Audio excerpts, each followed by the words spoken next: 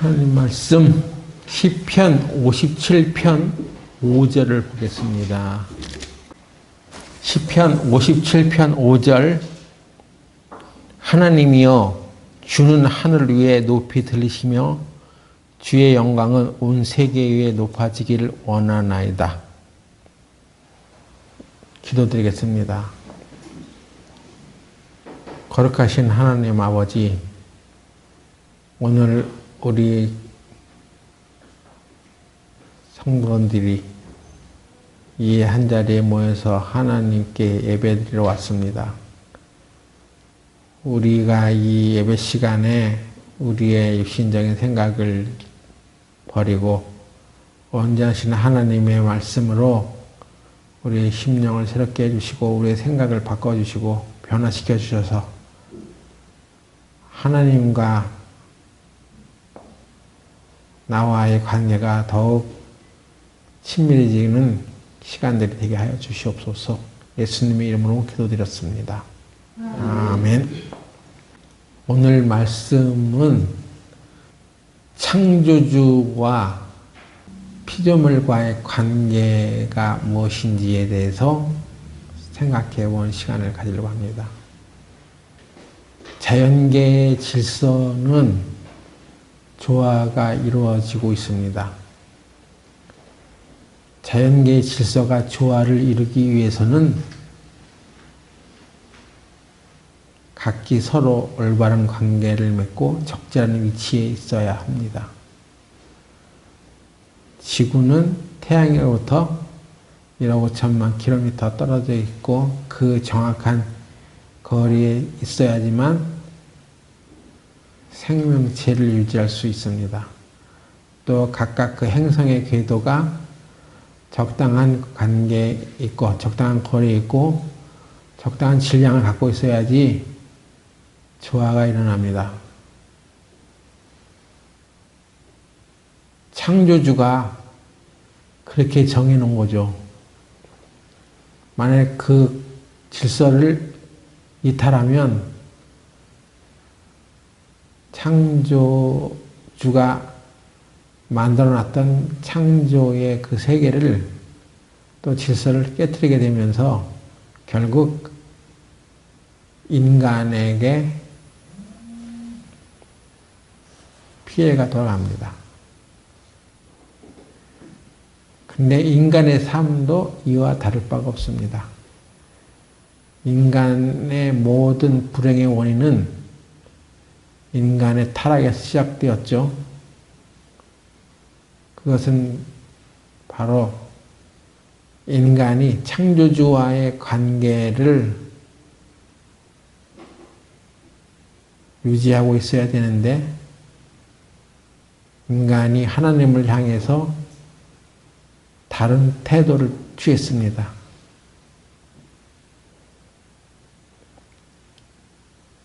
그렇게 함으로써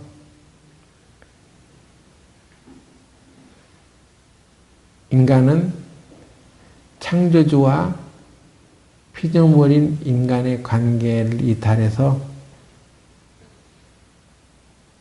질서를 파괴했기 때문에 피조물로서 당연히 누려야 했었을 어떤 행복한 것들이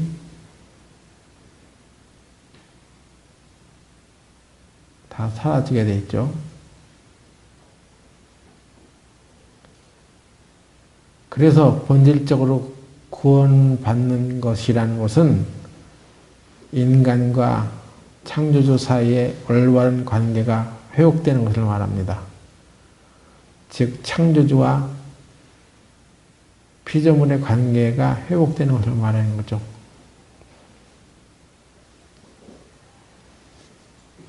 누가복음 15장에 나와 있는 탕자의 비유를 예수님께서 우리들에게 말씀해 주신 것은 탕자가 아버지의 집을 떠나서 많은 고생을 하다가 다시 돌아오게 된 얘기 내용인데 결국 그것은 탕자가 아버지와의 관계를 끊어버리고 하나님 아버지가 계심에도 불구하고 우리 인생들이 자기 멋대로 사는 것처럼 탕자는 아버지와 관계를 끊어버리고 자기 마음대로 살아간 것입니다. 그래서 탕자가 돌아오는 것은 아버지와의 관계를 회복하는 얘기예요. 아, 내가 아버지와의 관계를 올바로 갖고 있지 않구나 하는 것을 회개하고 돌아오는 것입니다. 그래서 우리가 제대로 살아가고 있는지 아니면 문제가 있는 상태인지를 알려면 누구로부터 내가 멀어져 있는지, 누구와의 관계가 틀어져 있는지 이것을 잘 생각해 봐야 하는데, 모든 인간에게 생겨나는 문제점이 바로 하나님과의 관계가 틀어져 있는 것입니다. 하나님과 올바른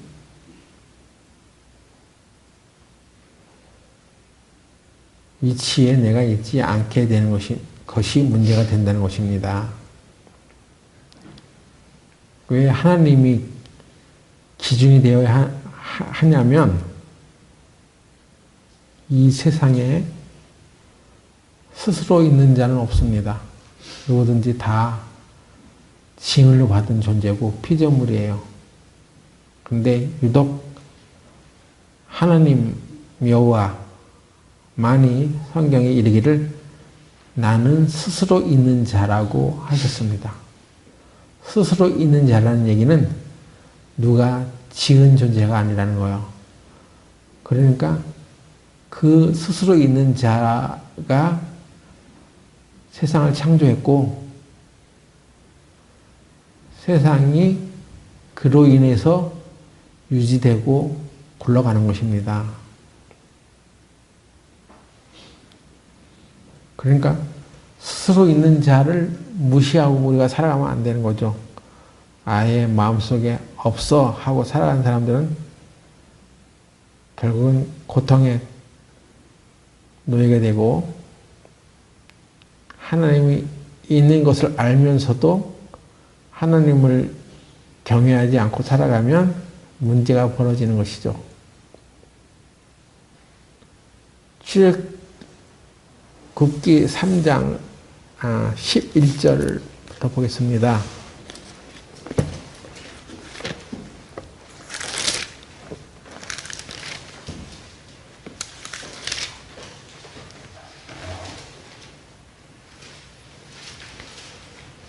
모세가 하나님께 고하되 내가 누구간데 바로에게 가며 이스라엘 자손을 애굽에서 인도하여 내리까? 하나님이 가라사대 내가 정녕 너와 함께 있으리라. 네가 백성을 애굽에서 인도하여 낸 후에 너희가 이 산에서 하나님을 섬기리니 이것이 내가 너를 보낸 증거니라. 여기 보면은 하나님이 모세를 불러서 애굽의 종로를 하고 있는 이스라엘 백성들을 건져내는데, 뭐 하려고 건져내는 것이냐면 이 백성들 하여금 애굽에서 인도하여 내서 너희가 이 산에서 하나님을 섬기게 하겠다는 것입니다. 그렇게 말한 분이 누구냐면 모세가 가로되 하나님께 고하되 13절 보니까 이스라엘 자손에게 가서 이르기를 너희 조상의 하나님이 나를 너에게 보내셨다 하면 그들이 내게 묻기를 그의 이름이 무엇이냐 하리니 내가 무엇이라고 그들에게 말하리까? 하나님이 모세에게 이르시되 나는 스스로 있는 자니라. 또 이르시되 너는 이스라엘 자손에게 이같이 이르기를 스스로 있는 자가 나를 너희에게 보내셨다 하라. 스스로 있는 자가 권위가 있는 거예요. 이 세상 만물은 이 스스로 있는 자에 의해서 실현된 것인데 하나님이 약속하시고 또 계획을 갖고 계시는 가운데 이스라엘을 택하셨는데 이스라엘이 애굽에 종살이 하고 있는 것입니다. 그래서 하나님께서는 이 스스로 있는 자가 보기에 이것은 온당치 않아. 그래서 하나님이 스스로 있는 자가 보내서 내가 바로 앞에 가서 이스라엘 백성들을 놓아줘라 이렇게 모세가 말했다는 것입니다. 이 세상의 일들이 누구의 뜻대로 지금 움직이고 있는 것이냐면 스스로 있는 자의 뜻대로 움직여가고 있습니다. 세상은 내 뜻대로 움직이는 것이 아니에요. 내가 정한 시계대로 세상이 움직여가지 않습니다. 이 스스로 있는 자가 절대 권위를 갖고 계십니다. 피조물들은 그래서 이 스스로 있는 자를 알아야 돼요. 이분이 어떻게 움직이려고 하시는지, 이 세상을 어떻게 끌고 가시는지를 알아야 하는 것입니다. 여러분이 아무리 계획과 뜻이 있고 프로젝트가 있고 내 여행 계획, 내 삶의 계획 무엇이 다 있다 하더라도 이 스스로 있는 자가 그걸 허락하지 않으면 아무것도 할 수 없는 것입니다. 우리가 하나님을 경외해야 하는 이유죠. 그런데 이 자세한 얘기를 이스라엘 백성들은 이제 바로 앞에 가서 스스로 있는 자로부터 이런 명령을 받고 너에게 왔다 얘기하면서 뭐라고 얘기하냐면 왜 너희들이 애굽을 떠나려고 하는데 하는 바로의 말에 이렇게 대답하죠. 출애굽기 5장 1절부터 보면은 그 후에 모세 아론이 가서 바로에게 이르되 이스라엘 하나님 여호와의 말씀에 내 백성을 보내라. 그들이 광야에서 내 앞에 절기를 지킬 것이니라 하셨나이다.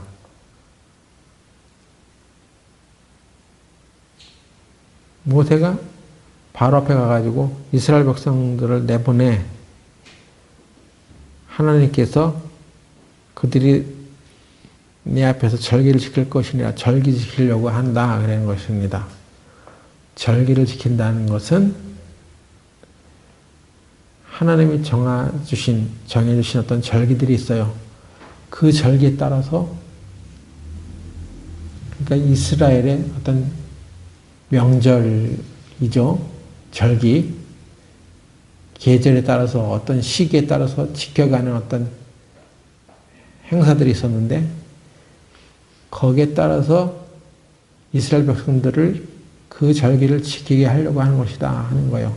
하나님이 정하신 시대의 표징 또는 그 의미하는 바대로 그것을 이루기 위해서 이스라엘 백성들을 내보내라 하는 것입니다. 그러니까 하나님이 정하신 절기가 중요하죠. 하나님의 계획이 이 절기에 다 들어있는 것입니다. 유월절, 무교절, 또 이스라엘 사람들이 지켜가는 그 절기들이 실제로 우리 인류 역사가 진행되어 오는 가운데 다 그대로 이루어졌어요. 또 앞으로 남아있는 나팔절 반드시 일어날 것이고 그 나팔절 때 성도들은 공중에서 주를 영접하는 역사가 일어납니다. 또 말하기를 계속 보겠습니다. 바로가 가로되 여호와가 누구간데 내가 그 말을 듣고 이스라엘을 보내겠느냐. 나는 여호와를 알지 못하니 이스라엘도 보내지 아니하리라. 이 마치 세상 사람들이 내가 하나님을 기념하고 하나님이 정하신 절기를 드리러 간다고 하니까 도대체 여호와가 누구야? 나는 알지 못해. 나는 하나님 안 믿어. 근데 뭐 네가 하나님이 정한 절기를 지키러 간다고? 말도 안 되지. 그러니까 못 보내. 그렇게 말한 것입니다. 그랬더니 5장 3절에 그들이 가로되 히브리인의 하나님이 우리에게 나타나셨은즉 우리가 살 길쯤 광야에 가서 우리 하나님 여호와께 희생을 드리려 하오니 가기를 허락하소서. 여호와께서 본역이나 칼로 우리를 치실까 두려워하나이다.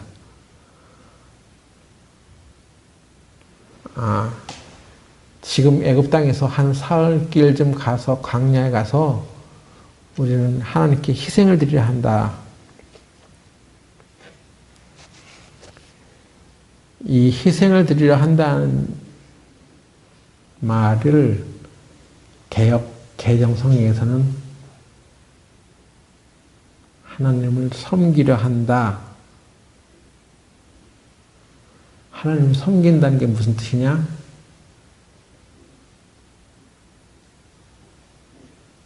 신약의 용어로 예배 드리러 간다. 그런 얘기입니다. 하나님이 그러니까 이스라엘 백성들을 애굽 땅에서 끌고 나온 이유가 하나님께 예배 드리게 하려고 한 것이에요. 예배는 그래서 참 중요합니다. 우리가 일요일날 교회에 나와서 예배 드리는 그런 단순한 의미가 아니에요. 우리는 왜 일요일날 교회에 나와서 예배를 드립니까? 이 예배가 뭐예요?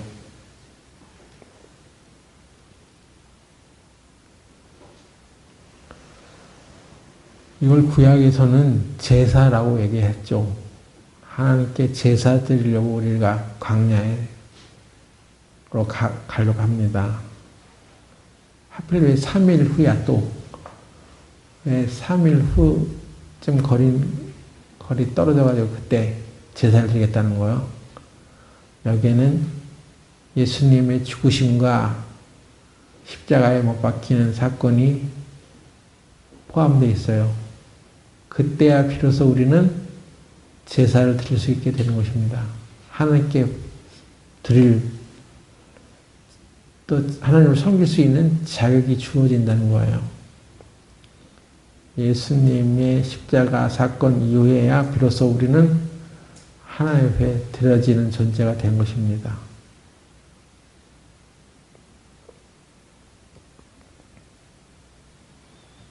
그래서 우리 모든 인류는 사실은 하나님께 예배 드리는, 제사 드리는 존재로 세움을 받은 거예요.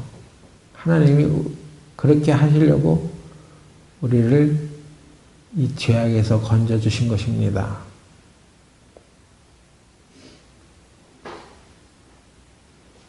하나님은 온 세상 사람들로부터 예배를 받기 원해요. 시편 66편 4절. 온 땅이 주께 경배하고 주를 찬양하며 주의 이름을 찬양하리이다 할지어다. 이건 하나님의 성령의 이끌림을 받아서 다윗이 얘기한 거예요. 온 땅이 주께 경배하고 주를 찬양하며 주 이름을 찬양하리이다 할지어다. 이것을 위해서 하나님께서 우리 인생을 지으셨다고도 말할 수 있다는 것입니다. 하나님께 예배드리지 못하고 사는 사람들은 하나님의 창조의 목적을 이루지 못하는 것과도 마찬가지입니다. 시편 86편 9절에 주여 주의 지으신 모든 열방이 와서 주의 앞에 경배하며 주의 이름의 영화를 돌리리이다. 이것을 하나님은 원하시는 것입니다. 주님께서 지으신 피조물들, 모든 세상의 사람들이, 세상 나라의 모든 사람들이 주의 앞에 경배하며 주의 이름의 영화를 돌릴 것입니다. 하나님은 이것을 원하시는 거죠. 그러니까 여러분, 예배 드리러 간 시간에 다른 데 신경 쓰고 그걸 더 중요하게 생각하고 예배 뭐 한두 번 빠지는 거 뭐 어쩔 수 없지. 먹고 살기 위해서는 또 직장도 다녀야 하고 그러니까 일하러 가야지. 주님께 예배 드리고 하는 그 시간에 빠진다고 뭐 한 번 빠진다고 지옥 가는 거 아닌데 하고 가볍게 생각하는 것은 사실은 하나님의 원리에 비춰보면 올바른 태도는 아니에요. 아, 내가 예배를 소홀히 하게 되지 않는가? 내 마음이 하나님과의 올바른 관계를 지금 맺고 있지 않는가 하는 것을 계속 검토해야 됩니다.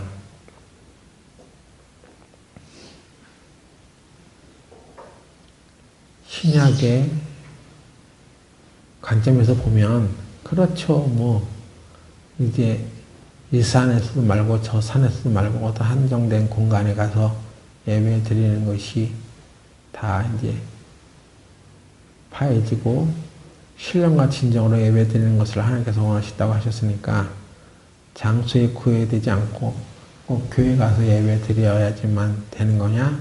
그렇진 않습니다. 그런데 그 예배 드리는 마인드, 가치관 이런 것들이 사람의 마음속에 한 번 빠져, 두 번 빠져, 계속 빠져, 1년 빠져 그렇게 되면 그런 것이 생활화되면 마음속에서 하나님이 first는 아니란 말이에요. 하나님 자기의 창조주이고 자기 주인이라는 생각에서 점점 멀어지게 되어 있습니다.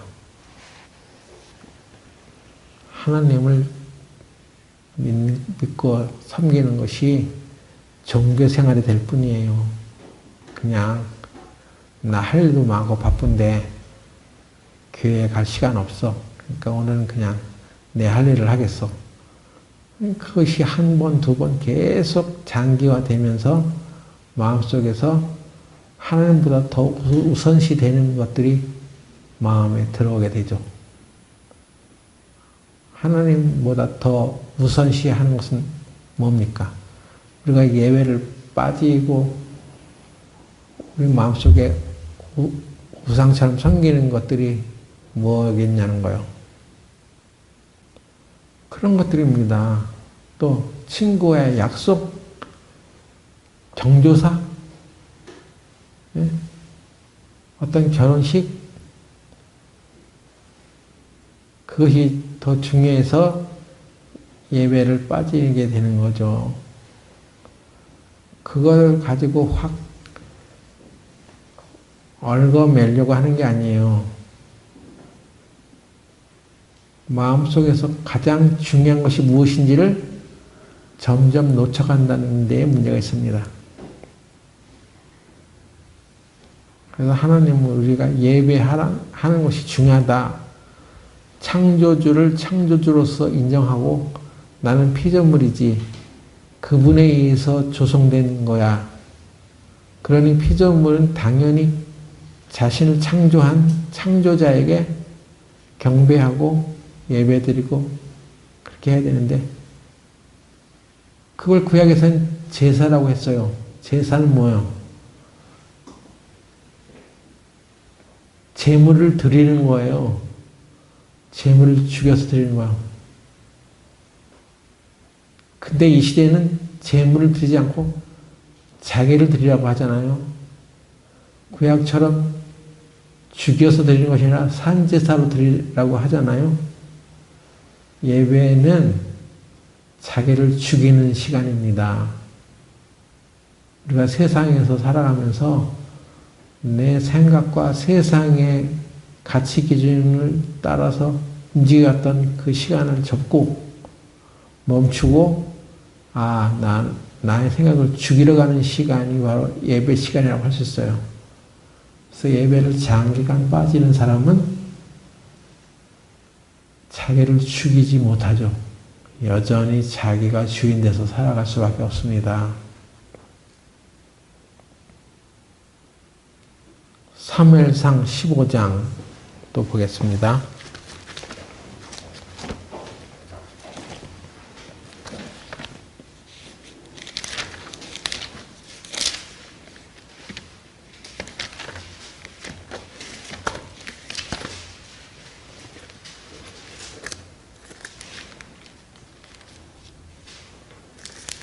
십오 장 17절부터 보면 사무엘이 가로되 왕이 스스로 작게 여길 그때에 이스라엘 지파의 머리가 되지 아니하 하셨나이까. 여호와께서 왕에게 기름을 부어 이스라엘 왕을 삼으시고 또 왕을 길로 보내며 이르시기를 가서 죄인 아말렉 사람을 진멸하되 다 없어지기까지 치라 하셨거늘 어찌하여 왕이 여호와의 목소리를 청종치 아니하고 탈취하기만 급하여 여호와의 악하게 여기신 것을 행하였나이까. 사울이 사무엘에게 이르되 나는 실로 여호와의 목소리를 청종하여 여호와께서 보내신 길로 가서 아말렉 왕 아각을 끌어왔고 아말렉 사람을 진멸하였으나 다만 백성이 그 마땅히 멸할 것 중에서 가장 좋은 것으로 길갈에서 당신의 하나님 여호와께 제사하려고 양과 소를 취하였나이다.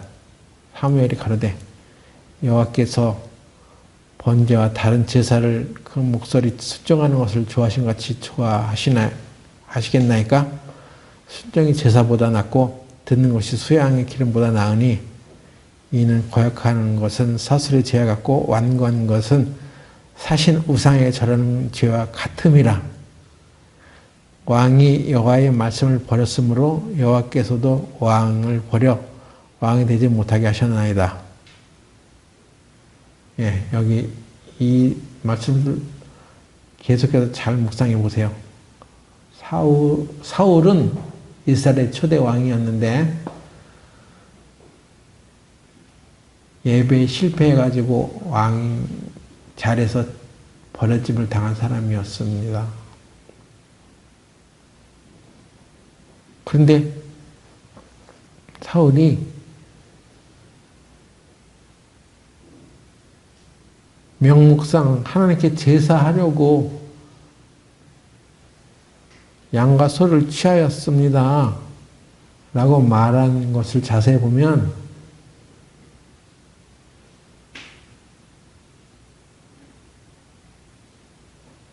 하나님께서는 아말렉 사람들을 다 진멸하라고 했고 또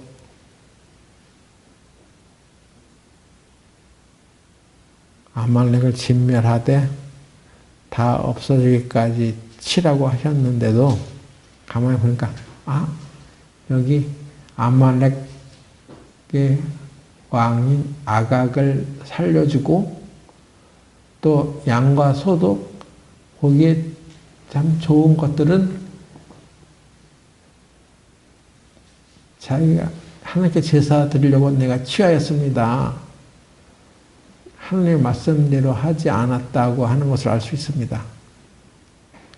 아각이라는 말은 왕이라는 직위예요. 애굽 왕을 바로라고 하죠. 그런 것처럼 아말렉 왕을 아각이라고 하는 거예요. 그러니까 아말렉의 왕을 진멸하라. 아말렉을 다 진멸하라고 했는데 왕이니까 아말렉 왕이니까 좀 그래도 이 사람을 살려주면 자기한테 이롭지 않을까 해가지고 진멸하자는 거예요. 자기 생각이죠. 그래서 자기가 보기에 시원찮은 것들은 그냥 다 죽여버리고 가치 있다고 여기는 것은 살려주는 것입니다. 그래서 하나님으로부터 엄중한 문책을 받아요. 너 왜 하나님이 말씀하신 대로 청종치 않았어? 하나님이 하나님께 제사 드린다는 것이 뭐냐? 하나님께 제사하라는 얘기는 자기를 죽이고 온전히 하나님께 자신을 바치는 것인데 자기 생각이 더 우선이야. 하나님, 이건 좀 아까워요. 그래서 내가 좀 살려줘야 되겠습니다. 그 욕심이 있는데 겉으로는 이거 하나님께 제사하려고 이런 거 살려준 거예요 하고 말은 하나님께 제사 드리려고 한 것입니다라고 했는데 속으로는 자기가 중요하게 여긴 것들은 다 취하겠다는 것입니다. 사울은 이 사건으로 인해서 왕에서 버림을 받아요. 유명한 사건입니다. 하나님께 제사하는 예배 드리는 자세가 잘못되어 버렸기 때문에 사울은 왕에서 버려짐을 당하는 것이죠. 우리 보기에, 우리 기준에, 가치 기준에 이게 더 좋은 것이야 하고 남겨두었던 어떤 것들을 통해서 오히려 화를 당한 것이죠. 그리고 말씀하시기를 우리가 하나님께 제사 드린다 또는 예배 드린다 하는 것은 내가 이제 하나님 말씀을 순종하면서 살겠습니다 하는 그것을 배우는 시간이에요. 그런데 사무엘이 이 건에 대해서 사울에게 말하기를 여호와께 제사 드리는 것이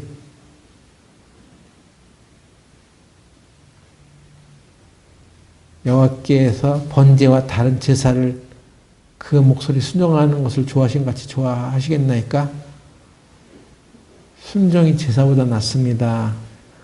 듣는 것이 수양의 기름보다 낫습니다 하고 정작 하나님이 요구하시는 듣는 것, 순종하는 것은 안 하고 그냥 예배만 참석하는 것도 문제가 된다는 거예요. 그리고 하나님의 말씀을 청정치 않는 상태를 뭐라고 했냐면 이는 거역하는 것은 사술의 죄와 같고 완고한 것은 사신 우상에게 절하는 죄와 같음이라. 그러니까 사사로운 신 우상을 섬기는 것으로 인한 어떤 잘못된 결과를 그대로 받는다는 것입니다. 예배를 그래서 못 드리는 삶을 사는 사람은 사신 우상에게 절하는 것이니까 귀신 불려드린다는 얘기죠. 귀신 들려요. 그 사람이. 마귀에게 사로잡히는 사람이 되는 거예요.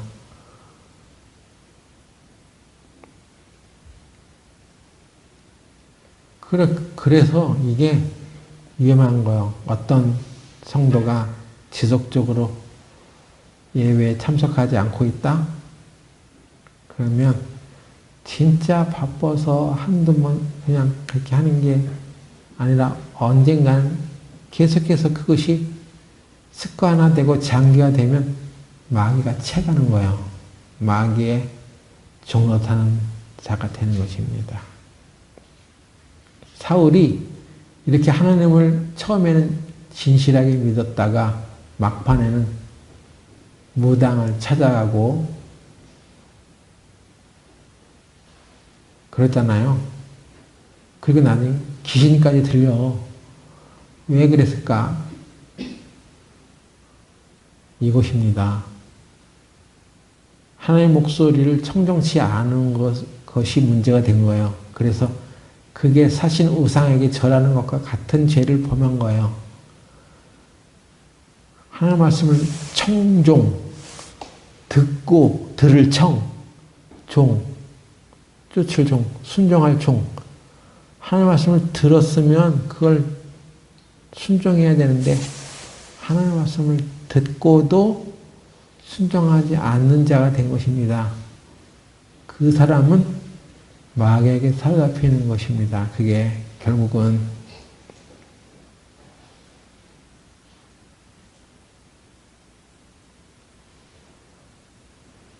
그래서 우리가 예배 드리는 것은 중요합니다. 우리 교회가 많은 사람들이 와서 예배를 같이 드리면 좋겠죠. 예? 근데 교회 가도 뭐 사람들도 없고 그러니까 나도 안 가. 그건 잘못된 것입니다. 많은 사람들이 예배에 참석하지 않는 것과 내가 하나님의 말씀을 듣고 따르는 것과 무슨 상관이에요. 사람이 많으면 같이 예배 참석하고 사람이 없으면 예배 참석 안 하는 거예요? 하나님 말씀을 듣는 것이 사람이 많으면 듣고 많이 없으면 듣지 않냐고요. 하나님과 나와의 관계가 틀어진 사람들이 너무 많습니다.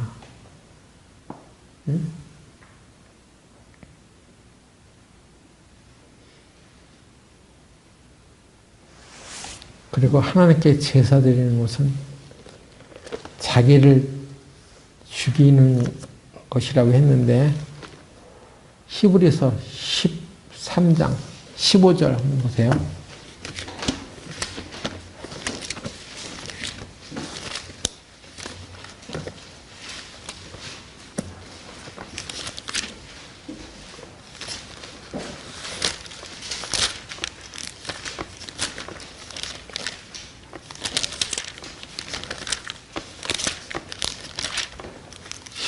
장 15절 이러므로 우리가 예수로 말미암아 항상 찬미의 제사를 하나님께 드리자. 이는 그 이름을 증거하는 입술의 열매니라. 여기 찬미의 제사라고 하죠. 찬송을 부르고 하나님을 찬양하는 것도 하나님께 드리는 제사예요.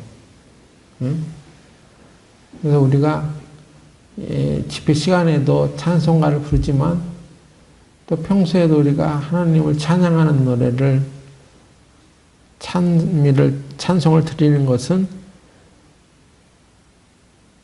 제사에 해당되는 거예요.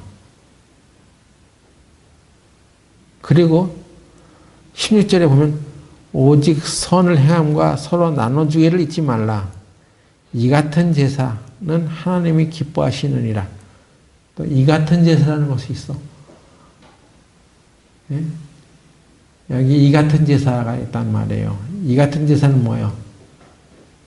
선을 행하고 서로 나눠주는 거. 이 같은 제사는 하나님이 기뻐하신단 말이에요. 내가 나눠주기 싫어하고 인색하고 교회 오면 내 돈 뺏어 먹는 것 같은 인색한 마음을 가지고 웅크리고 살면 그 사람은 하나님보다 그러면 내 돈이 더 중요한 거예요? 돈이 더 중요하냐고. 하나님의 말씀을 듣고도 청종치 않는 것도 악한 것인데 이 같은 제사는 나한테 필요 없어. 나는 교회 와가지고 이 자리에 앉았다가 말씀 듣고 설교 듣고 그냥 가는 행위를 했어. 이런 것으로 만족하고 살고 있다면 그 사람은 이 같은 제사는 필요 없다는 거 아니에요. 왜? 그 사람은 사울처럼 자기가 중요하다고 생각하는 마음의 중요한 것들을 감추고 하찮은 것들만 하나님께 드리겠다는 것 아닙니까? 그래서 그 사람은 우상에게 절하는 사람과 똑같아. 그래서 그런 사람들이 마귀의 지배를 받게 되는 것이죠. 여러분 교회에서 이 예배 공동체가 교회라고 했는데 여기서 우리 성도들끼리 서로 나눠주는 것을 감사하게 여기고 기쁘게 생각해야 됩니다. 이런 것은 하나님께 드리는 제사와도 같아. 이것이 예배요. 이것이 섬기는 것이고 하나님 섬기는 것이고,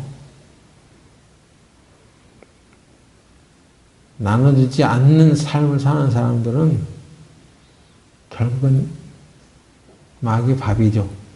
마귀가 그를 채가는 것입니다. 예배에 실패하는 생활을 하지 마세요. 그리고 예배 드리는 것을 가장 첫 번째, 내가 인생에 남은 세상을 살아가는 가운데 가장 중요한 일 중에 하나라고 여기면 살아가십시오. 뭐가 이 세상에 바쁜 일이 있고 뭐 중요하고 재미난 일이 있어서 예배 드리는 것을 밥 먹듯이 빠져가면서, 평소에는 자기 일 하느라고 바빠. 그런데 유독 이 예배 시간에는 빠지고 안 참석하려고 하고 소홀히 여기고, 우리 교회 예배 공동체는 일요일만 교회 예배를 하는 건 아니잖아요. 새벽 기도도 있고 수요 집회도 있고 여러 집회가 있습니다. 물론 모든 교회 집회에 참석하라는 얘기가 아니에요. 그런데 왜 그 많고 많은 날 유독 그 시간만 바쁘게 살아가냐는 것입니다. 그렇게 예배를 소홀하게 여기며 사는 사람들은 창조주와 피조물의 관계가 틀어져 있어요. 거기서 모든 불행의 원인이 시작되는 것입니다. 그 관계를 올바로 세우지 않으면, 다시 말해서 회개하지 않으면 그 불행의 원인에서 벗어날 수 없습니다. 하나님을 영원하게 하고 섬기고 제사드리는, 하나님께 제사드리는 생활을 잘 해나가시기 바라요. 사무엘상에도 보면 하나님께서 사무엘 선지자를 통해서 엘리라는 제사장에게 이렇게 말했죠. 하나님께서는 나를 존중하는 자를 나도 존중하겠다. 여러분이 하나님을 존중하는 생활을 하면 하나님도 여러분을 존중하십니다. 세상에서 존귀한 사람으로 세워준단 말이에요. 그런데 하나님을 존중히 여기지 아니하고 자기 힘과 노력으로 뭔가를 이뤄보려고 하는 사람은 하나님을 존중하지 않는 생활을 하기 때문에 하나님도 그를 존중해 주지 않아요.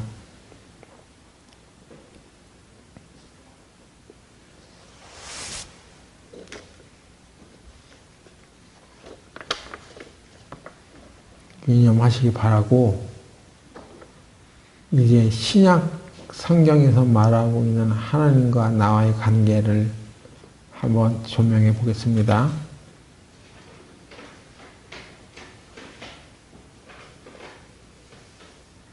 요한복음 15장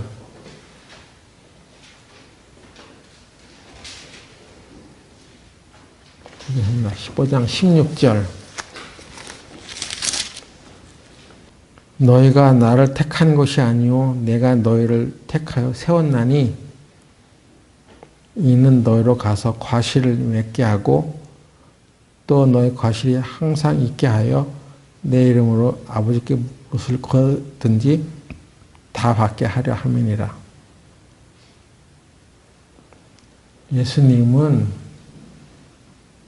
우리를 택하여 세웠다고 했습니다.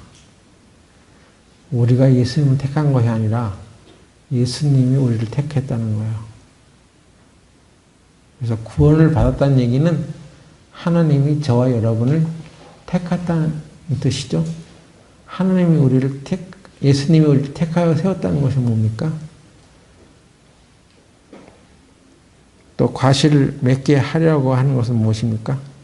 요한복음 15장 8절 너희가 과실을 많이 맺으면 내 아버지께서 영광을 받으실 것이요 너희가 내 제자가 되리라. 네, 제자가 되게 하려고 예수님께서 우리를 택하셨다는 얘기입니다. 제자하면 좀 부담되세요? 뭔가 자유스럽게 살지 못하고 뭔가 예수님의 명령에 복종해 가면서 뭐 살아야 되니까 아주 갑갑해 보입니까? 제가 예전에 어떤 분에게 전도를 했는데 구원을 받고 교회로 왔어요.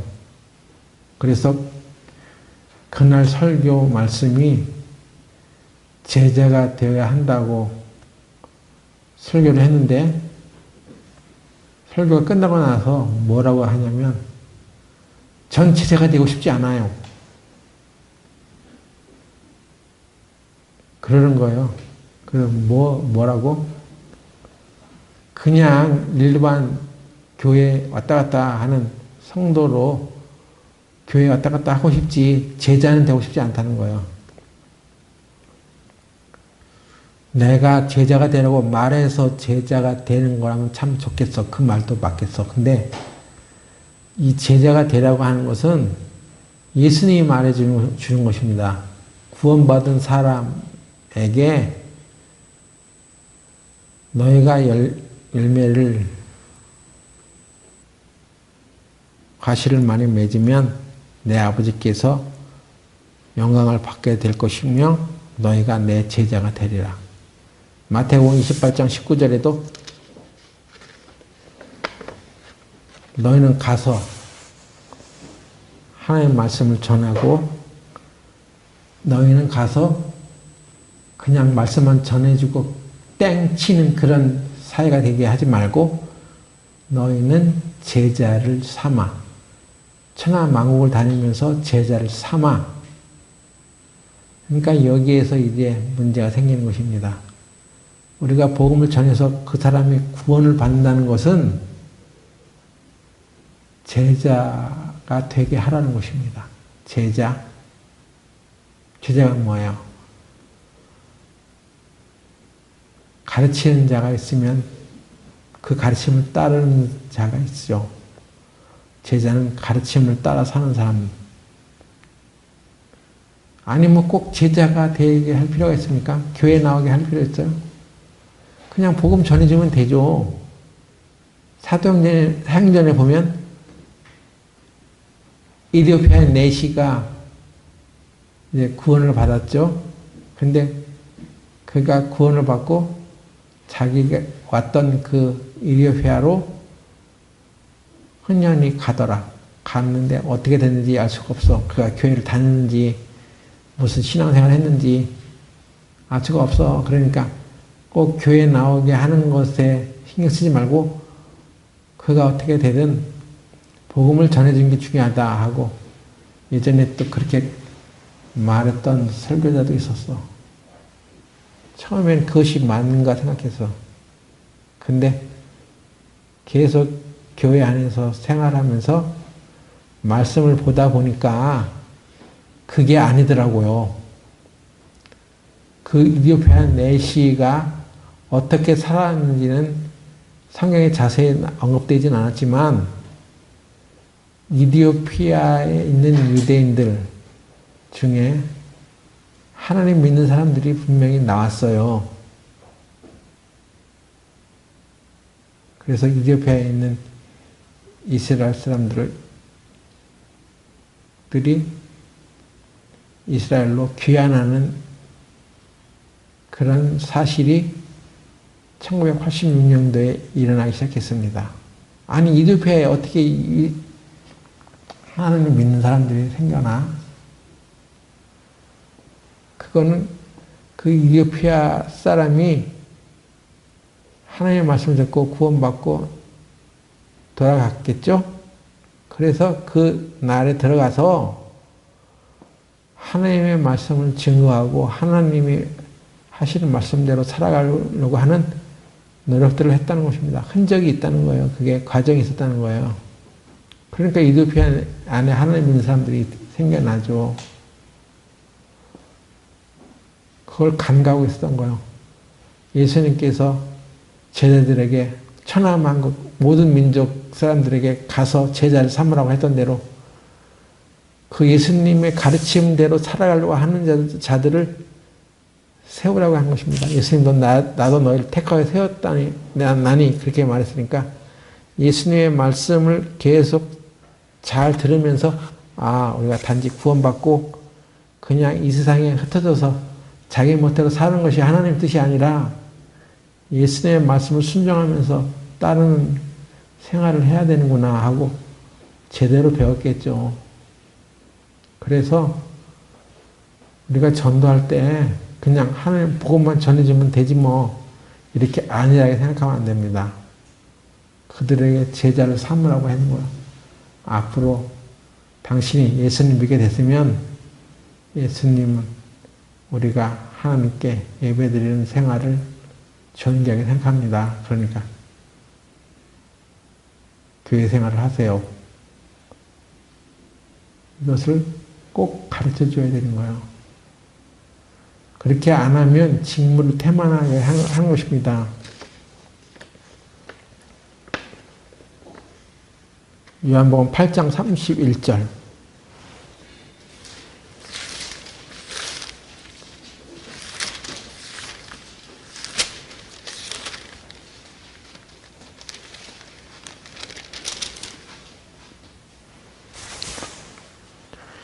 그러므로 예수께서 자기를 믿은 유대인들에게 이르시되 너희가 내 말에 거하면 참 내 제자가 되고. 여기도 제자가 되는, 예수님의 제자가 되는 원리를 적어놨잖아요. 기록해놨잖아요. 너희가 내 말에 거하면 제자 스쿨, 제자 학교에 등록해서 공부하면 제자가 된다는 것이 아니라 너희가 내 말에 거하면 하나님의 말씀 안에 거하면 그 마음 안에 하나님의 말씀이 들어와 있으면 거기에 참 내 제자가 된다고 했습니다. 참 내 제자? 참 제자가 있다는 얘기는 거짓 제자도 있다는 얘기죠. 우리가 어떤 긴 것을 얘기하면 짧은 것도 있다는 얘기잖아요. 마찬가지로 참 제자가 있으면 거짓 제자도 있는 것입니다.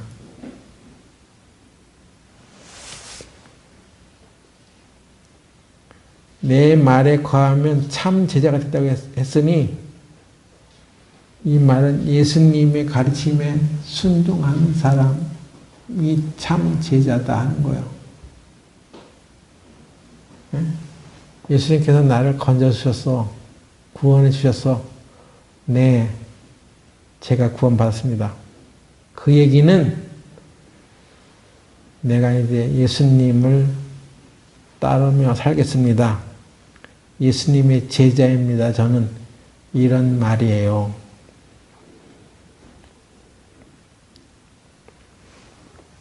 시간이 다 돼가고 빨리 마치겠습니다. 베드로전서 1장 14절 보세요.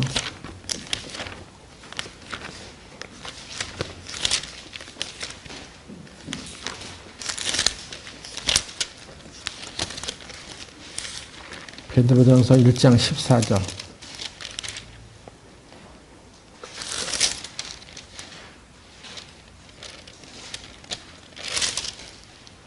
너희가 순종하는 자식처럼 이전 알지 못할 때에 줬던 너희 사역을 본삼지 말고. 여기에 순종하는 자식이라고 하는 표현에 주목을 할 필요가 있습니다. 베드로전서 1장 14절에 베드로가 그들에게 순종하라는 명령이나 권고를 하지 않았습니다. 사실상 뭐라고 말한 것이냐면 너희가 믿는 자들이라면 또한 순종하는 자들일 것이다. 그렇다면 이제 순종하는 자식처럼 이렇게 행하여라 라고 말한 것입니다. 순종하여라 라고 말한 것이 아니라 너희는 이미 순종하는 자식이야. 내가 믿는 자라면 순종하는 자식이 되었으니 순종하는 자식이 될 것이다. 그러니까 순종하는 자식처럼 이렇게 행하여라 하는 것입니다. 구원받고 예수님의 말씀에 순종하는 것이 같다는 것입니다. 동시에 일어난다는 것입니다. 구원은 받았는데 예수님의 말씀에 순종하지 않고 살아가? 그건 문제가 있다는 것입니다. 순종 없는 구원은 있을 수가 없습니다. 순종하지 않는 내 구원을 받아? 이것은 완전히 불가능한 거예요. 죄의 본질이라는 것은 아까도 말했죠. 하나님의 권위와 질서에 반항한 거죠. 불순종한 거죠. 그래서 로마서 5장 19절에 보면 바울은 한 사람의 순종치 아니함에 대해 매우 명백하고 분명히 말했습니다. 한 사람이 순종치 아니함으로 모든 사람이 죄인 되었다라고 말했습니다. 그러니까 죄의 본질은 순종치 않는 거예요. 불순종이 죄란 말이에요. 인간은 에덴 동산에서 하나님께 불순종함으로 인해서 그 불순종이 인간 본성의 일부가 된 것입니다. 인간은 불순종하는 거예요.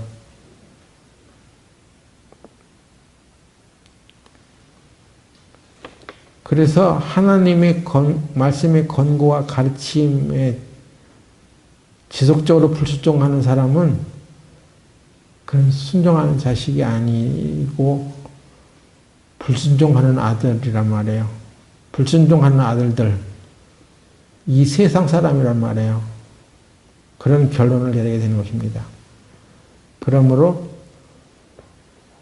이 세 가지 질문 중에 여러분 빨리 대답을 하셔야 돼요. 첫 번째, 나는 누구에게 속한 사람이지?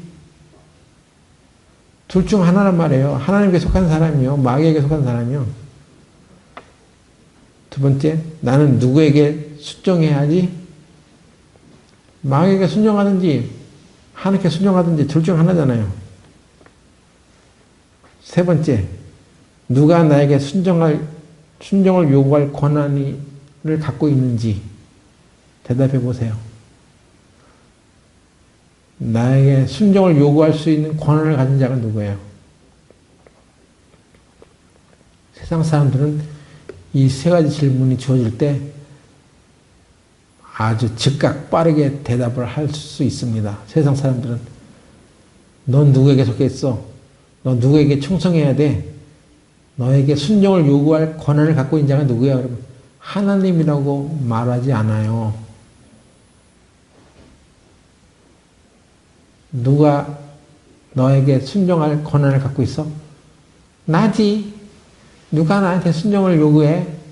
난 내 멋대로 살아. 이렇게 즉각 대답할 수 있습니다. 예수를 믿는 사람들이라면 예수의 사람들도 사실은 이 질문에 즉각 대답을 할 수 있어야 되는 거예요. 너는 누구에게 속한 사람이야? 하나님께 속했습니다. 넌 누구에게 충성을 해야 되지? 하나님께 해야죠. 너에게 순종을 요구할 권한을 갖고 있는 자가 누구야? 하나님이죠. 빨리 대답해야 되는 거야. 위적거리고 머뭇거리는 것은 왜입니까? 다른 것을 더 섬기고 있기 때문 아니겠어요? 이스라엘 백성들이 우상을 섬기느냐고 바알과 아세라 선지자들이 있었을 때 엘리야가 이렇게 물었습니다. 너희는 하나님과 바알 사이에서 누구를 선택할 거야? 그랬더니 이스라엘 백성들이 머뭇거렸다고 했습니다. 하나님 있는 거 믿지만 실상은 그들이 믿고 섬기는 바알이 더 좋은 거예요. 뭔가 현실적인 이익을 가져준다고 생각했기 때문이죠. 이렇게 참 제자가 아닌 것은 하나님의 말씀이 그 안에 없기 때문에 세상 것들을 보고 살아가는 것입니다. 참 제자가 아닌 거짓 제자들은 한 손에는 세상을, 한 손에는 십자가를 쥐고 둘 중에 유리한 것을 택해. 민수기 23장 10절 보겠습니다. 아이고, 네, 빨리 하죠. 민수기 23장 10절.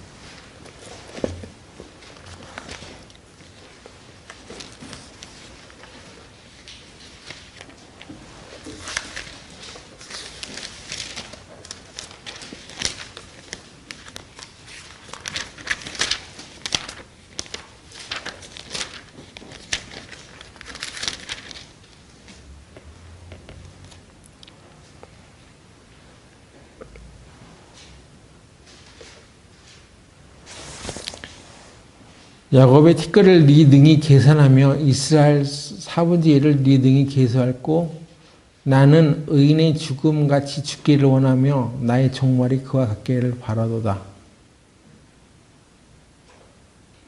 이거 누가 한 얘기입니까? 거짓 선지자 발람이 한 말이에요. 발람의 기도야. 이 말대로 보면 참 기도 올바로 했네.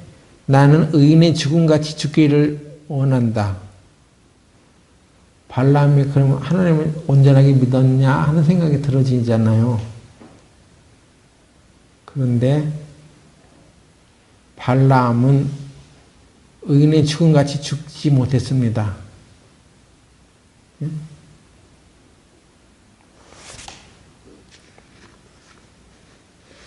악인의 죽음을 맞았어요. 돈과 하나님 사이에서 줄다리기 하다가 끝내 돈을 쫓아서 가서 악인의 죽음을 맞이한 사람이 발람이에요.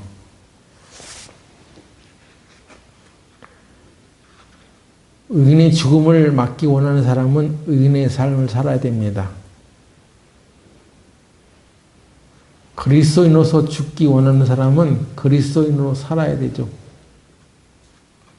당신이 제자의 죽음을 막기를 원하면 제자로 살아야 되는 것입니다.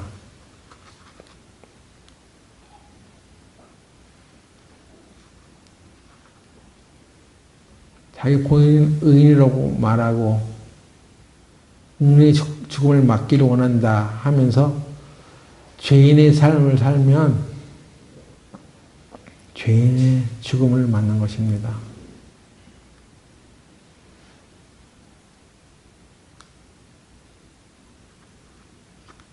그러니까 양다리 걸치지 마세요. 세상과 하나님 사이를 왔다 갔다 하고 외줄타기 하는 신앙생활을 하지 말고 나는 하나님만 온전히 섬깁니다. 하나님께 제사 드리기 위해서 나는 일요일날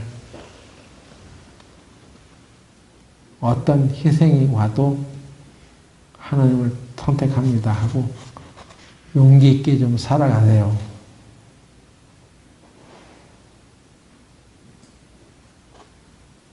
참 제자가 되면 어떤 결과가 일어납니까? 이거 보고 마치겠습니다. 요한복음 8장 32절. 요한복음 8장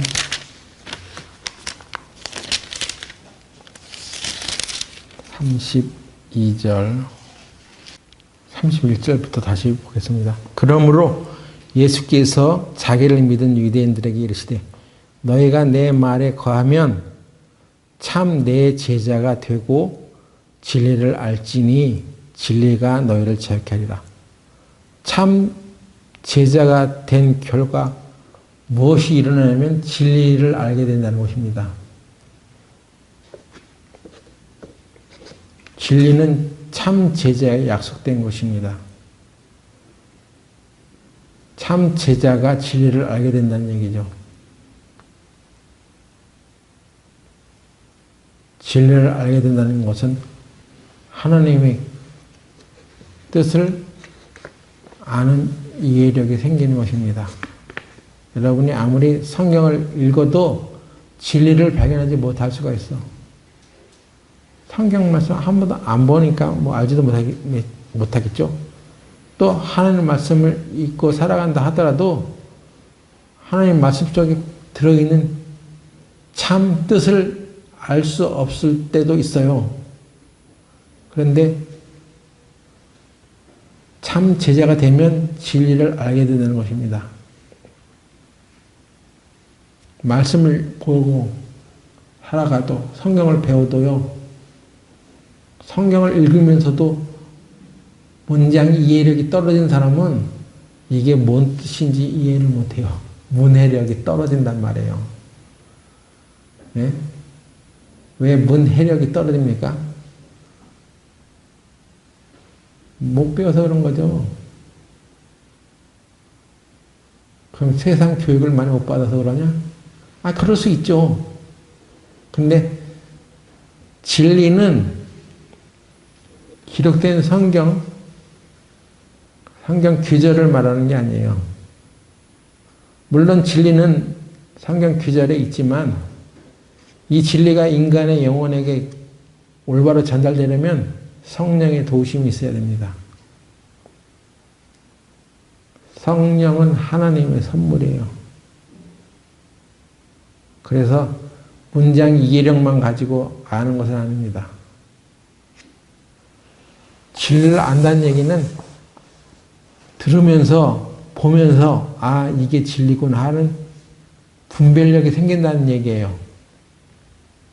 분별력. 분간을 할 수 있단 말이에요. 분별력이 있어야 되는 거 맞죠? 있어야 됩니다. 판단하는 것과는 다른 거예요.